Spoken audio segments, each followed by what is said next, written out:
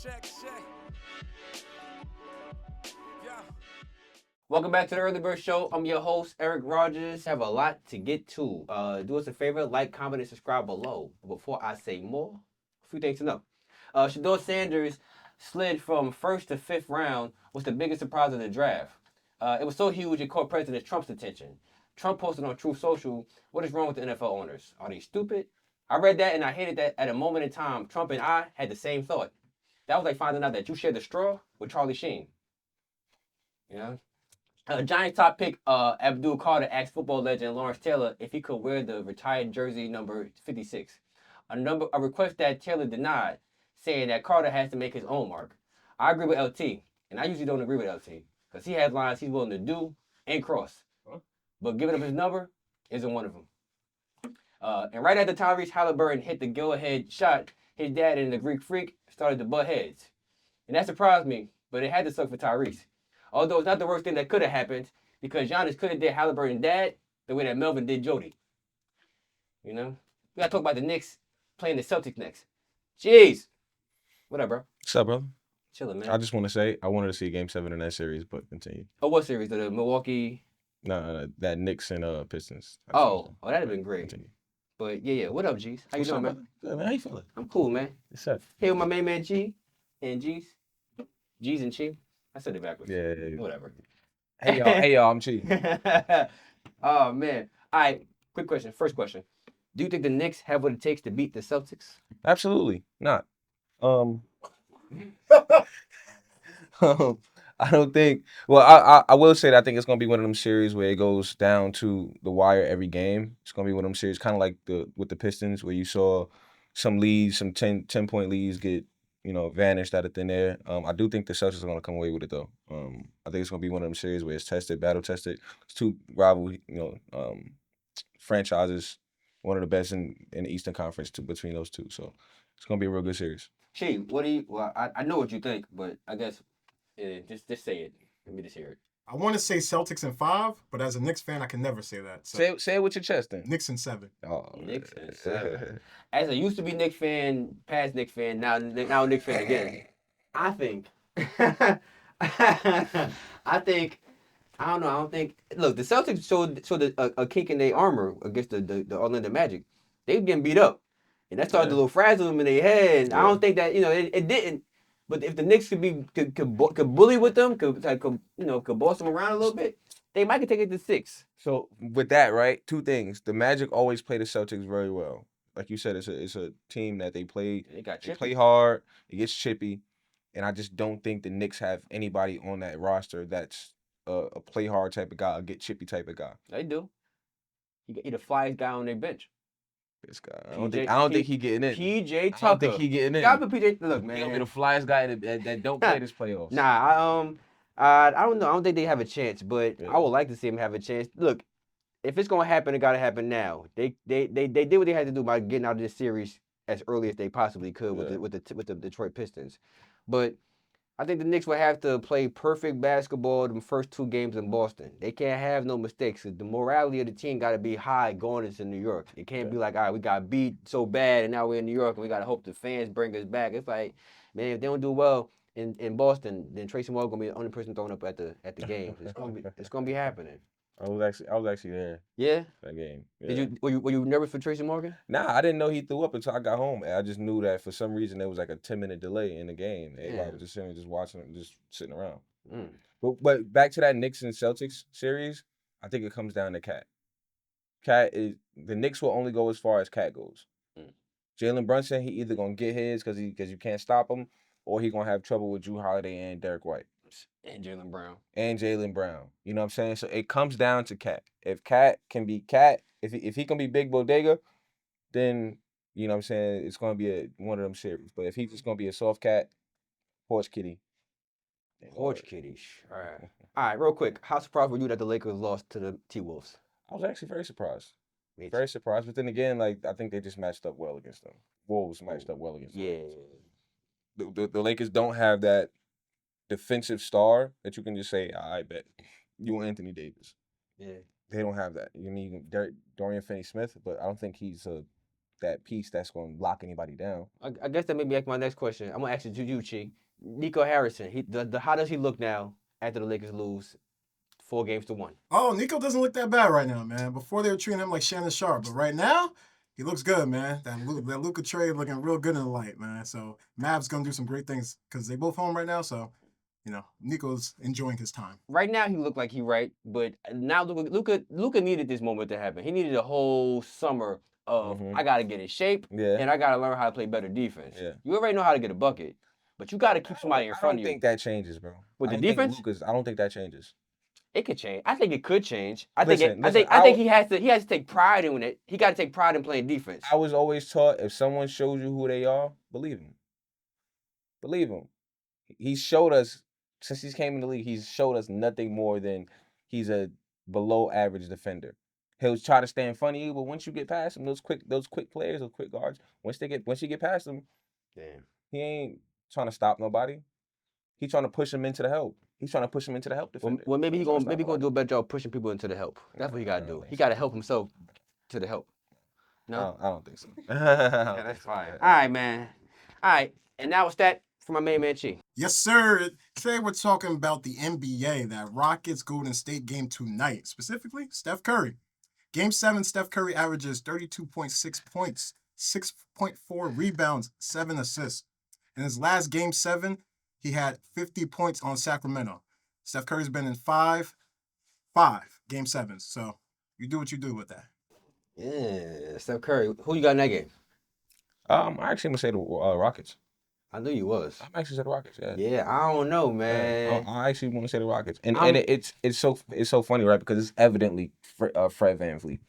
The whole series, Jalen Green has been quiet. Which, if you look at the Warriors roster and who he matches up with, you get it. But Fred VanVleet is the X factor, bro. Right. And Draymond said it. He's the reason that they lost that. I'm gonna say the Warriors, but I'm gonna say the Rockets too. Cause oh man, yeah. Cause every time I look at the box score, I go, all right, Jimmy playing, all right, Steph playing, and then nobody else be, you know what I mean? Like who else getting buckets? You know, Fred VanVleet. You know, what you say, Chi? Set your feet. Fred VanVleet, set your feet. Set your feet. Yeah, yo. I mean, like, yo, he got that bucket. He got the ball. He did a Brunson. He was like, oh, I'm about to make this cash, and it was just like, all she wrote. Yeah. All she wrote, man. They don't got nobody for him, honestly. Yeah, man. It's crazy. All right. Side note, the NFL draft had just passed. What did you think about the whole Shedeur Sanders sliding from 1st to 5th? I thought it was obviously BS, malarkey. Yeah, I like that, malarkey. Yeah, you know what I'm saying? I don't understand how he got drafted. First of all, I don't want the Browns to feel like they did him a favor, or as casual fans, they did us, hey guys, we were the one that drafted him. You guys took Dillon Gabriel before you went and got Shedeur. Dillon Gabriel is not on the same stratosphere as Shedeur Sanders. So for me, it's like y'all just picked him up because he was available and y'all wanted to be the team that said, hey, we drafted him. Mm-hmm. There were so many other quarterbacks that got drafted before Shedeur that didn't deserve it, if you ask me. That weren't as good as Shedeur and didn't have a good year as Shedeur or a good college career as Shedeur. So for me, it was just obvious. It was something bigger, right? It felt orchestrated. It was orchestrated. It felt like it was like a, oh yeah, you about to learn, boy. Yeah. You and your dad. You and your pappy. You and your pappy gonna learn. Like, I ain't about to be coming here talking to us about how you gonna go. Nah, it just felt like it was just like, let him slide. Mm-hmm. Let him slide. And it was just like, dag. And I felt bad for Shiloh, because Shiloh said, dag, if they do this to you. I'm on the couch. And then he went undrafted. It was just like, all right. And it's like, it's just pretty crazy. I thought it was bad, but I also look at it and I go, all right. So now whenever Archie Manning comes out the draft, comes out to get drafted, everybody's going to watch that situation. Mm-hmm. And if it's a bad team about the draft, number one, and Archie, I want to hear how Papa Manning and all them other Mannings be having a conversation. They going to stay quiet. They ain't going to be in the press. They might not be in the press, but whatever they doing, they doing. All right. Chi, real quick, what you thought about the whole Shedeur Sanders sliding to 5th? It's very layered. It's a very layered conversation, I think, there, because it's so many different elements to why that happened. One being, just what his last name is, how they were acting prior to the draft, and also his talent. Because his talent gives me 1st, 2nd round pick, but not a 5th round. So I think there's a lot of elements to it. It's really deep. Even that. At first, it was like he gonna be a number 1 pick, possibly in the 1st round. Then it went from 1st round to 2nd round to 5th round. It's like I get what you're saying, but I don't know. It just felt orchestrated. That was nasty work. Yeah. It was nasty work, but then I would look at it. He got the #1 selling jersey in NFL, so it's like we kind of seen this happening, kind of seen this coming. Yeah. But, all right, we'll be right back. Stick around. Don't scroll around. It's the Early Bird Show.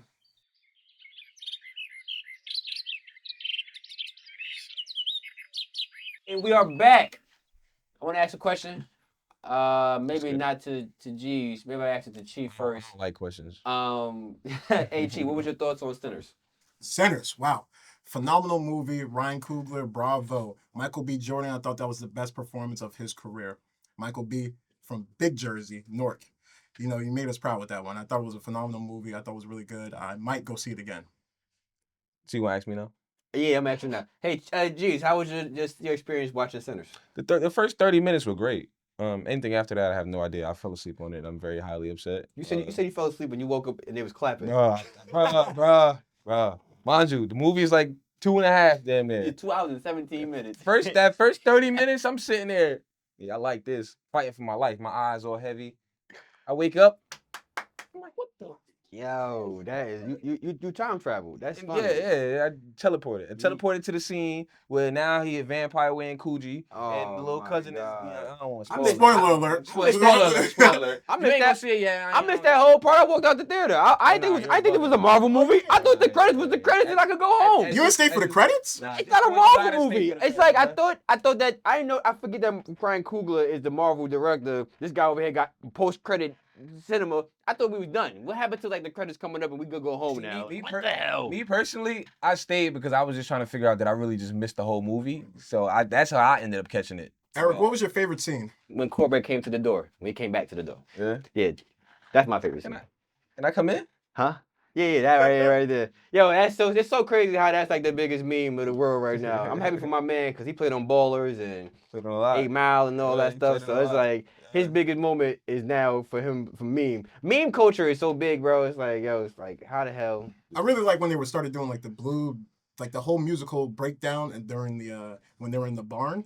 Oh, that was crazy. The way he like had the future and also the past, the music just going together with the drums and just the West Coast rap and everything. Oh man. Yeah, it was a really good movie. I'm happy that I got to go see it. I definitely got to go see it again in IMAX. I just seen it standard. My first 30 minutes was standard. Yeah, I just brought tickets. I know I had to go see it in seats 70 millimeter and IMAX. I know that's what he said, but I'm not really good at taking the. Yeah, I don't take instructions that well. So, all right, and before we get out of here, this is for the athletes who look like me, G's, and for the ones who look like Blake Griffin. Maybe it's time to call Brenda and hang up on Becky, because in the long run, if things take a bad turn, you might end up on the interstate. Or in the end, you end up like Blake, and they say the baby belongs to you, even though that's not true. But it might belong to your teammate. And if you think Bruce Wayne had it bad, wait till she has to have to talk about what she used to do.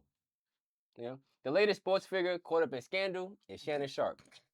He's being sued by someone represented by the infamous ambulance chaser, Tony Busby. Busby just got eated by the guy who got eated. And that was cool, but it ended up with me finding out that Shannon Sharpe likes to be handcuffed. And there's nothing wrong with that, but it cost him $100 million. And I don't know about you, but that type of pain would have triggered my safe word. In all seriousness, I hope that things said about Shannon aren't true.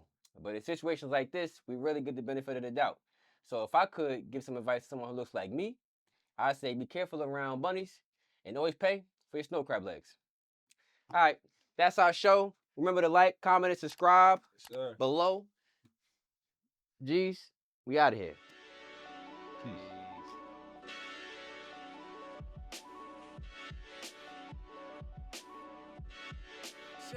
Check. Yeah.